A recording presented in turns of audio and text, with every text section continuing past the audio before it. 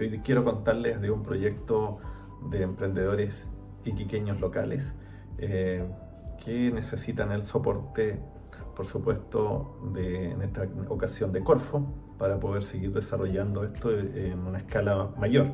Ellos han desarrollado un modelo ventilador mecánico y quiero partir solamente diciendo que la ventilación mecánica es una terapia de soporte vital invasivo para poder entonces dar soporte vital avanzado a pacientes que están extremadamente graves con insuficiencia o falla respiratoria catastrófica muchas veces.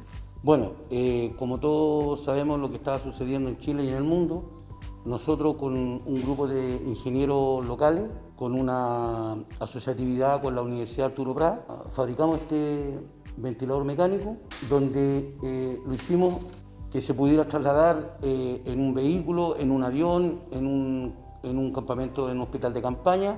Otra de las principales bondades que ofrece el ventilador respecto a otros modelos desarrollados es la capacidad de informar al médico de los parámetros de ventilación del ventilador. Es decir, la pantalla proporciona información valiosa al médico que él puede utilizarla para tomar decisiones que pueden ser críticas para el paciente. Nos dimos cuenta que muchos de los otros ventiladores no ofrecían suficiente información o quizás no de la manera adecuada.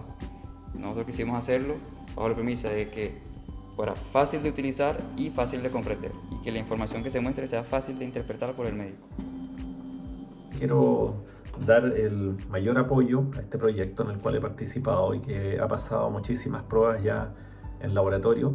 Estamos en pruebas ya en animales. Es un desarrollo y un emprendimiento científico-tecnológico que ha aunado distintos esfuerzos y eso también tiene un gran mérito.